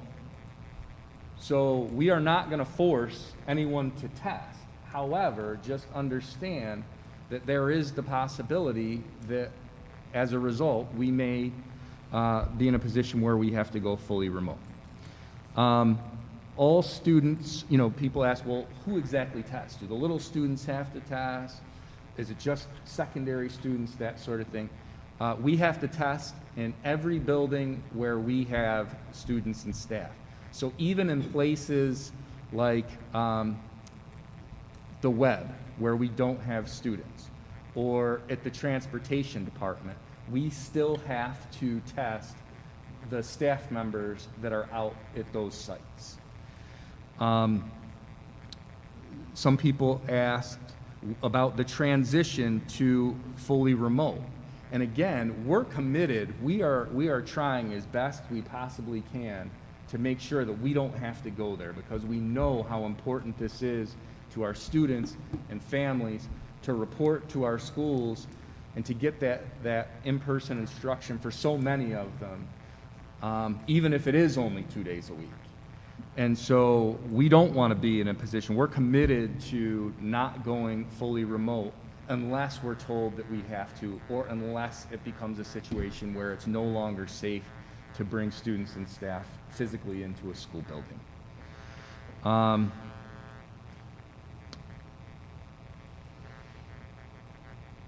That's about it as far as frequently asked questions, but some of you may have been in a situation where people reached out to you and asked you some things that you said you'd follow up on. So I want to give you guys an opportunity to ask questions around some of this as well. Here's another frequently asked question that comes to mind, is the type of test that it's going to be. It is going to be a nasal swab, but for those of you who have had a COVID-19 test, it's the rapid test, so they don't go, they only put the Q-tip in the very front of the nostril. It's not invasive at all. And who will be doing it? We're working that out. Nirlan, you look like you. What was the question? She asked who will be doing it. Who will administer those tests? Well, that's the question I've been getting. One of the thoughts that we have right now is to try to see if we can partner up with a community medical service agency. That's the idea. This afternoon, this evening, we put out a plan based on information that we know and some of our thought processes thus far. After meeting with the administrators this morning and some of the conversation of what we've learned, even from the Department of Health this afternoon. We put a protocol and plan together, so we've sent it out to our school nurse teachers, our administrators to respond. And, you know, one of the nurses indicated that they would prefer to do the administration of the test themselves. And we'll see that. So that is something for us to take into consideration. So on Thursday, we have a meeting where we'll be able to look at this protocol. But right now, we may have a combination of the two, because the other piece that is a concern for us is that there's a lot of reporting that goes along with this testing. The testing is the easiest part. The reporting is going to be the difficult piece because there's lots of processes. New York State, has a platform that we'll need access to, so we'll start that process tomorrow just to kind of get a sense of what is it that they're asking for and how much work it will be from a clerical standpoint. So in addition to the testing, there's a lot of reporting. And then when there's a negative test, there's processes that we have to follow. When there is a positive, there's also some reporting that goes along with that. So there's lots of stuff behind the scenes that we have to take into consideration. But that's why I asked the question, because 20% of our students and staff and all that involves will take a lot of someone's time, and time that can take them away from other important duties. It's roundabout, it's over 1,000 tests a week. Yeah, it's close to about 1,100, 1,200. And then the pieces that we don't know is we're also asking questions in terms of UPK. So we know about K-12, but we also have UPK students. And in addition, we have a private school, like a Norman Howard, for example. So those type of things, we also are asking questions around that because we haven't heard more of these things. So we want to be able to be holistic in our approach. And so that's why we're asking these questions now so we can have a plan moving forward. I just can't imagine. I mean, as a parent of a child who hated getting her shots, I can only imagine having a little kindergartner or first grader have to go in. I mean, I know it's not invasive, but you're a nurse or somebody coming at a little baby and they're just like, their mom's not there. I mean, that's a lot of anxiety, and I've seen it on Facebook. I've seen like social media. Henrietta highlights, parents are worried about their child's only in school for 2 hours, or I'm sorry, their child's only in school for 2 days, and part of that day they have to get tested how long, I mean, it's a lot of academics. I mean, it's causing a lot of anxiety for parents. Yeah, I can imagine, and I think that's why one of the nurses said that they would prefer to do the test because they know the students trust them, Right. they already know them and see them, and they take care of them during the school day. It's probably best for one of them to do it than somebody else, but you might have different views too. So I think in general, overall, we'll have to pay attention to that as well in terms of the anxiety level. And I think, I want to look at what accommodations we could make, because those were some other questions that parents had around, they said, I'm not saying I would opt out, but what accommodations could, I have a child who would be very fearful of going in to do that by herself, so what accommodations could be made in that situation? And I think there's room there to talk about some accommodations for people who are saying, I'm not going to opt out necessarily, but, what else could be done in terms of, could they accompany them into the space, or could the testing be done in a doctor's office off-site? Those are the things that I think we'll talk about and see what's doable and feasible in the process. But certainly I understand that this is, it's unorthodox for kids and families, and it quite honestly is a bit unorthodox for us too. And that's a good point that you made about off-site, because one of the questions that the DOH gave us answers to is, can staff or students be tested by their healthcare provider and still be counted as part of that 20% at another location off-site? So if a parent says, I'm more comfortable doing it in my doctor's office, I don't want the school to do it, that's fine. But in order to be counted, we have to have the result. And so that's another option as well that we're considering. Who'll process this? If it's a rapid test, do you send it off to, I mean, is there an outside agency? Who's going to process this? Because it's about, 3-4 hours to do this? Well, right now, the good news is that I have answers for your questions. You always have answers. So right now, I can tell you temporarily, and this is truly temporarily, we will be covered we are administering the test under what they call the Department of Public Health Lab Certificate, okay? And so, however, long term, we will need to become what they're calling a limited service lab, where we have to apply for a multi-site registration for all school locations. And then right now, our consultant physician will become kind of like the director on paper for it. So right now, we're covered under that with the Department of Health, but we'll also have to apply for our own. And the registration fee is $200. Who pays for these tests? That's the other question I'm hearing. Who's paying for this?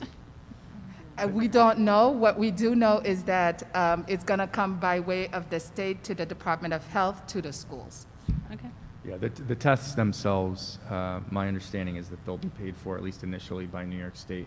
We're supposed to, that was another question, is when does this start? We're supposed to have the protocols in place to begin this on Monday.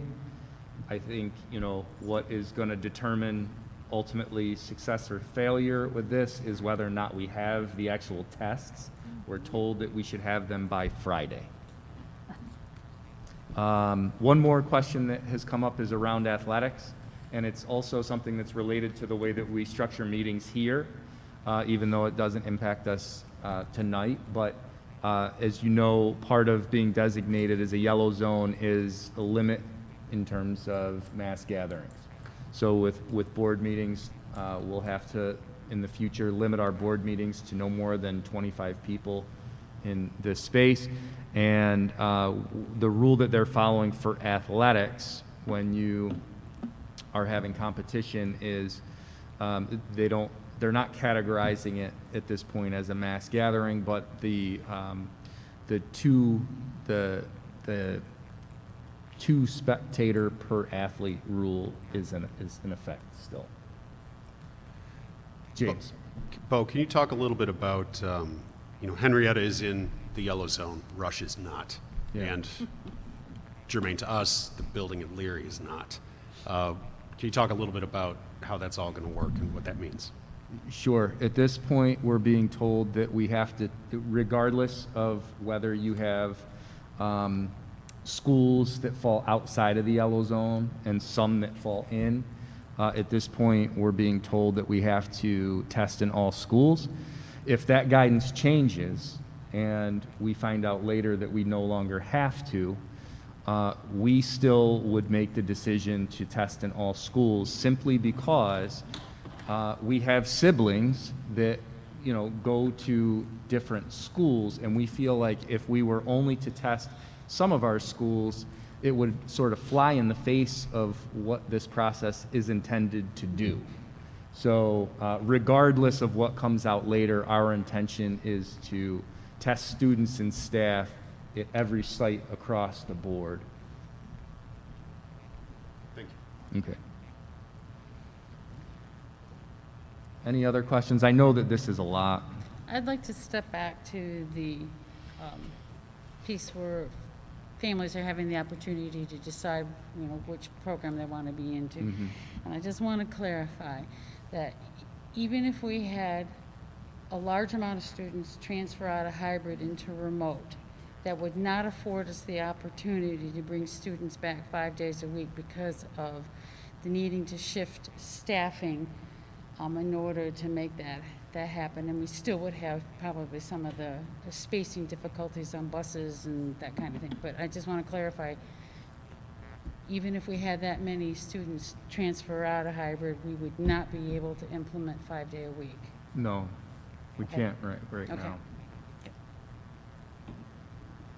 Because mainly, Diane, because we would still have the same student to staffing ratios Right. in the hybrid, it'd just be smaller numbers. So you'd still have the same challenges in terms of social distancing and room capacity.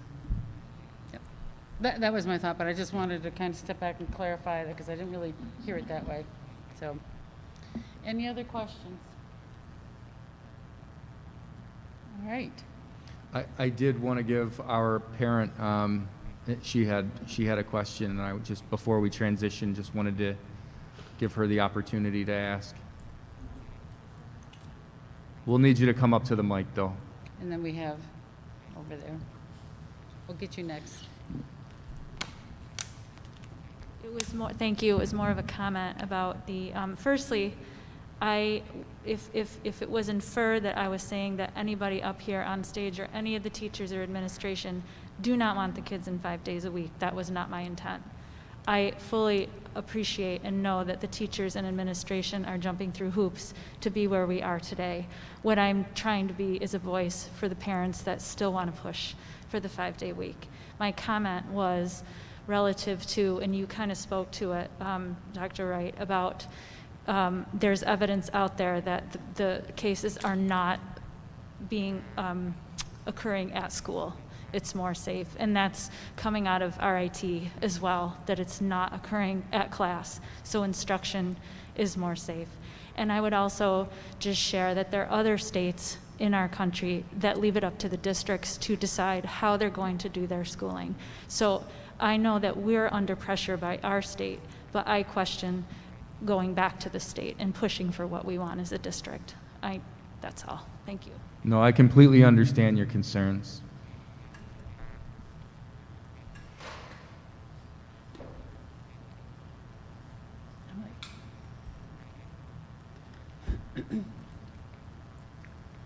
Just a quick question, Lisa Langlois. I'm currently one of the 6th grade RLA teachers. And when parents and families do make this choice, what kind of... Can you step closer, please? I'm sorry. I'm sorry. Is that better? Yes, thank you. Sorry, I didn't want to hit it with my mask. So I'm currently teaching in the 6th grade RLA, and families do make this choice if they choose to change. What kind of lead time will families have to know what is going to be their new assignment for their child? And in the same as, also for teachers, and what consideration or planning might be taking place to help the transition? In essence, if my class were to change, I were to gain or lose students, there would, we would have to have kind of that opportunity to assimilate new students, and as a transition happens. So I was just wondering what kind of lead time families and employees would have. Do you want to take that one, Pat? Yeah. Lisa, that's part of the reason why the superintendent, as the superintendent was describing earlier, that we have to stick to these deadlines, because we are going to need time not only to do the heavy lifting you described of redrawing staffing plans and moving kids around and figuring out how many sections of each grade level or subject area we're going to need, but then we are going to need time to notify parents, notify teachers, so that you have at least some lead time. I mean, August, let's face it, the Friday before Labor Day, we were transferring 6 teachers to the RLA because we had such an influx of students at the last minute. We're trying to avoid that this time. So our goal would be to be able to let people know, probably by the 3rd week in January, what's going to be happening. That would be our goal. Again, it's all going to depend on the numbers and how long it takes us to work through that. There's going to be a lot of tough decisions to make. Bo mentioned earlier about, electives at the high school. There could be kids sitting in full year courses right now at the high school level that won't have those courses to go to on February 1st, because if there's only 2 students left, we may not be able to run that section, or we may have to combine it with something else or get creative. So our hope is to at least give people a week. I don't think we can guarantee that. I know that time for both, families as well as employees to prepare for that transition. If, it's a family wishing to get into the RLA and they do, and they need to secure supervision at home for their children, or for, myself as a teacher to prepare for incoming students and, be able to help them assimilate to our class. Thank you.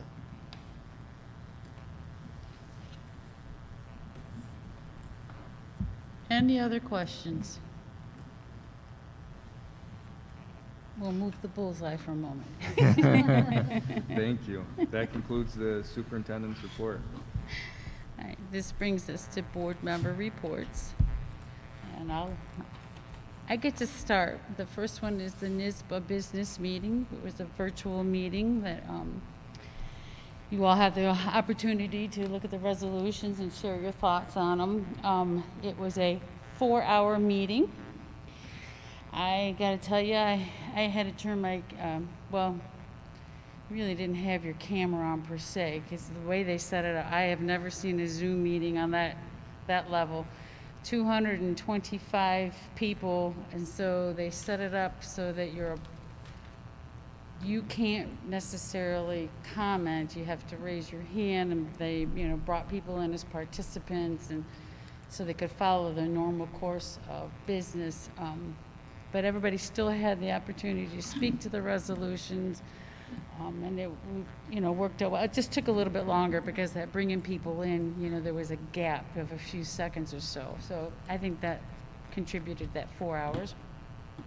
I had to stand up and move around every once in a while because that's a long time for me to sit.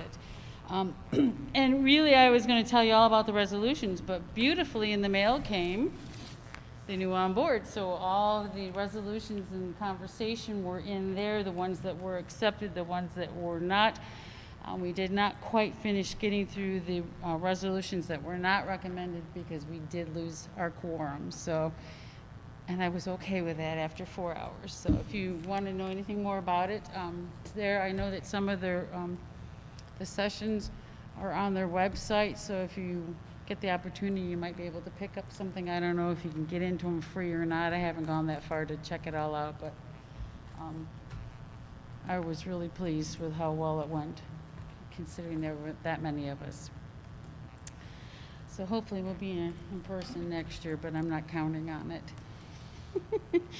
I'd like to count on it, but I think even if this settles down, it's going to take a while for conferences to kind of reorganize and rebuild themselves. So the next item is the Monroe County School Board's Legislative Committee.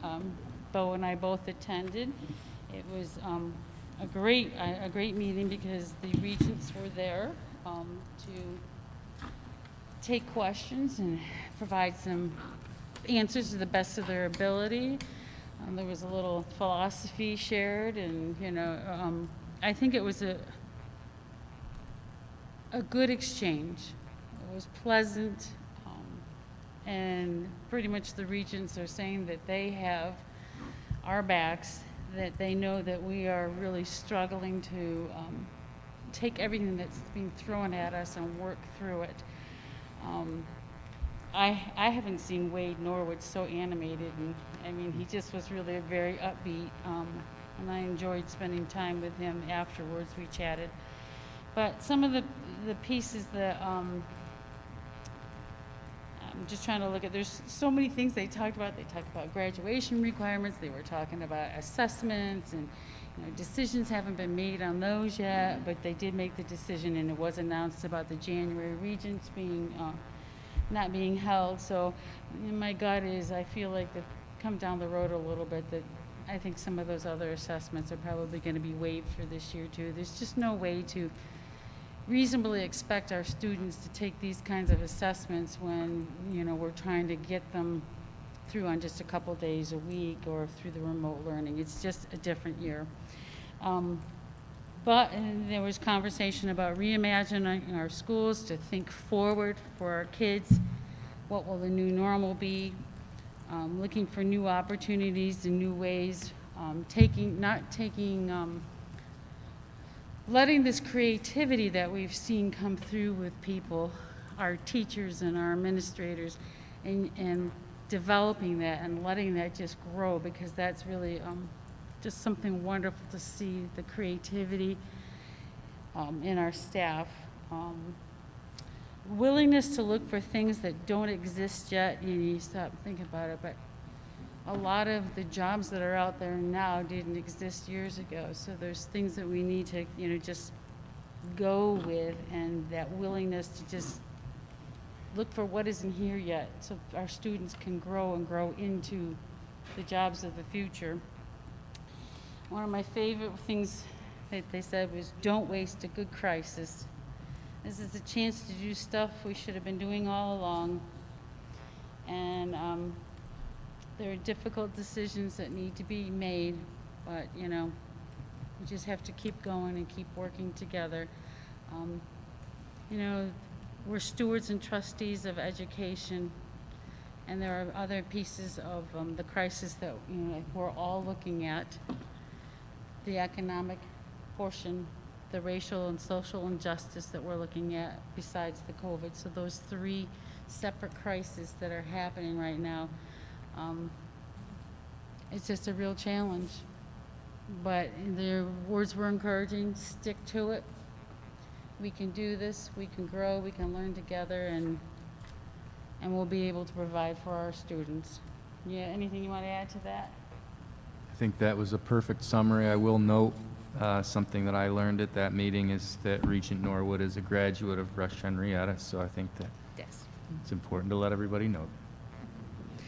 We actually spoke afterwards for a little while, and he was sharing how he has family members that still live here in Rush-Henrietta, so he has nieces, and there are other family members that have gone through, and he's very supportive of Rush-Henrietta, very complimentary that we're working hard and we're doing great stuff, and to continue being leaders in what we do.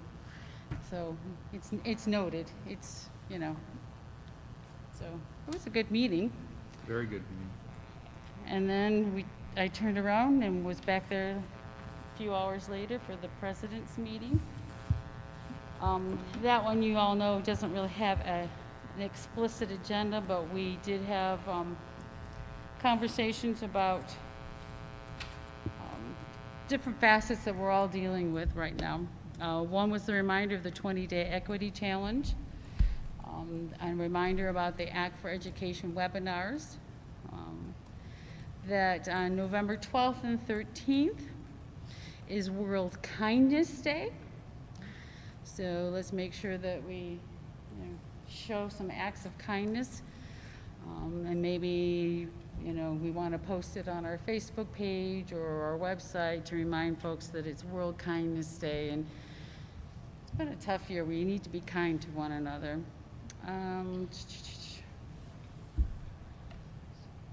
There was different conversations about recognizing staff, and I just I thought we could talk offline about some of that.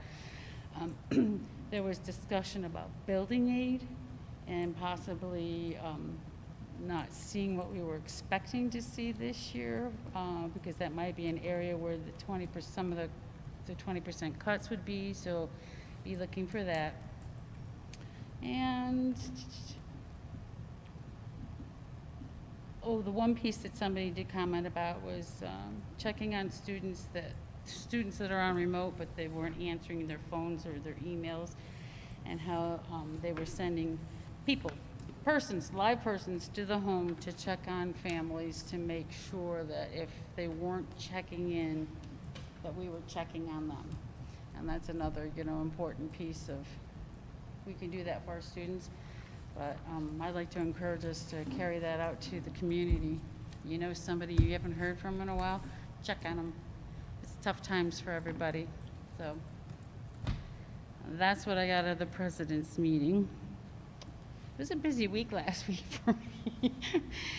And DPAC, I'll start, and if you have anything to add, Nikki, because you were there as well, I would really say probably the biggest piece of the evening after they went through their reports was that Diane Wynn, our Director of Wellness and Equity, was there, like she was for MPAC a few weeks ago, sharing the plan for Rush-Henrietta, and just encouraging people to look for certain pieces that we're working hard at it. A lot of the parents were really, I think, surprised what we are doing, what's in the works, what's coming down the road. And so I think that's the big piece for the night.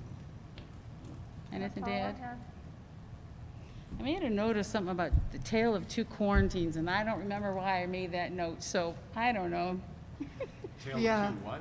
Two quarantines, I'm not really sure. There is an article that talks about the tales of two quarantine to keep people focused on the fact that there were some, when we're talking about equity and inclusivity, right?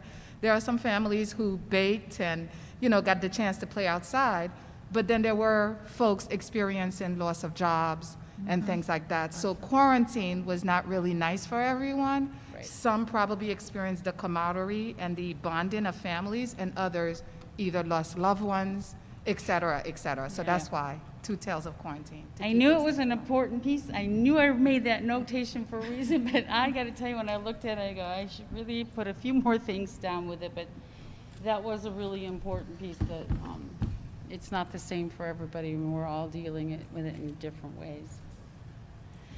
And the next item, Henrietta Youth Development Advisory Committee. Yes, we had a short and sweet meeting. Anita shared with the group the list of accomplishments. Sorry, not used to this. Thank you, I know. The list of projects the group was involved in, and I have to really acknowledge their creativity and the out-of-the-box thinking of this is not a normal way of doing things, but they still were able to accomplish a lot. So they were able to collect 336 socks for homeless veterans, and they came actually from the senior high school students and the junior high school students. There are another collection is going to start because the kids in the elementary schools, they weren't able to participate, so they're going to start another one. And she let me know that the kids in the elementary school, they usually collect the most, so she expecting more. They were able to give 300 mini pumpkins painted for senior living homes. They did lawn care, raking, and leaf collection. They collected 300 Halloween treat bags and decorated them and gave them away. So they were busy and doing things differently, but they still made a difference. They talked about the Blue Moon cruise through, that was on Friday. They had 516 cars. They gave away 872 treat bags, and it was a big hit with families. They still had fun and celebrated Halloween differently this year. She shared that they have 2 spots on the youth board. They're trying to recruit students to join the youth board, and the application deadline is November 16th. There are 3 adult positions open by the end of the year, so if anybody is interested to join the youth board, they're welcome to apply. And Anita is going to share out when the application, and people can fill it out. They were planning an ESL, ENL college recruitment night. That's because of COVID and the new increased spike in cases. They're not going to have an in-person college. So we discussed how we can still have something, and they came up with the idea of having a video, recording videos to talk about the college application process, financial aid, FAFSA, and they are going to actually translate it in 3 different languages. And I think they reach out to you, and they decided what languages it's going to be translated. They did. Yeah, and I think that's great because that could be a reference for parents. And from personal experience, when my daughter was applying, I think I called the school like 16 times a week, just asking, so what does that mean? What is FAFSA? So for someone like me or a parent out there, they do really need that. I know students are well taken care of at school. They meet with their counselor regularly, but parents could use something like that. So they're putting it together, and they're going to share it with schools, and they're going to share it on the town's website. The Hall of Fame applications are due, they're going to come out at the end of November, and the deadline is pushed till the end of January to give teachers more time to send in their kids' application or students' applications. The date for the actual event is for now it's May 16. That's tentative, so it might be changed. She talked about the RH food pantry, and it's the date, I guess, is to open is a week prior to Thanksgiving. Well, that was a nice segue, because I wanted to share that. So thank you. We are very pleased, not only as a Rush-Henrietta Central School District, but also of our community partners. We have partnered with many from the community. I don't even want to start mentioning names because then I will forget, including the RHEA and the 5K Kick and Hunger that many have supported, even through COVID. They did do the 5K virtually and raised close to the same amount, if not more, than we've raised in the past. So it is exciting, and I'm pleased to let you know that we will be opening the RH Food Pantry this month. I'm not gonna give you the date because we wanna make sure we iron every little details out. But we are thinking about doing a nice ribbon cutting ceremony. Our partners will be invited, and we're definitely gonna practice the social distancing and being mindful of the numbers. So for this reason, you will be receiving an invite, and we will ask that at least one representative from the board be in attendance. But this is really, in the midst of everything that we're dealing with, this is one of the things that we've been working on for about 1.5 years. And just seeing the entire community coming together to do what's in the best interest of our students and also our families. And what's good about that is that, as you know, the town of Rush-Henrietta has a food cupboard, and they are in partner with us and really have supported our food pantry. And so this is exciting. This is in collaboration with Food Link as well. And our students, so that's the other piece that we're very proud of. We have students in the transition program who are 18 to 21 years old, where our goal is to really teach them life skills so that they become independent adults. And I can tell you, they have been instrumental in getting us ready for this food pantry in terms of stocking the shelves and really putting labels as appropriate in that. So I just can't wait for you to get a chance to see the pictures, et cetera. But really, Bonnie Coddington, I mean, she's been the lead coordinator of this, and I can't say enough about her and her hard work to really make this dream come to fruition for our entire community. Thank you. That is exciting. Yeah. Yeah. It's awesome, yeah. It's great news. All right, does anybody else have anything for our business this evening? Then I will take the recap. All right, it's going to be short and sweet. So all items passed. There's going to be one last revision of the district priorities plan of work, and then it'll be posted. I'm certainly not going to try to recap anything Bo said, because that was really long. But I will say thank you so much for sharing all that information and for taking questions.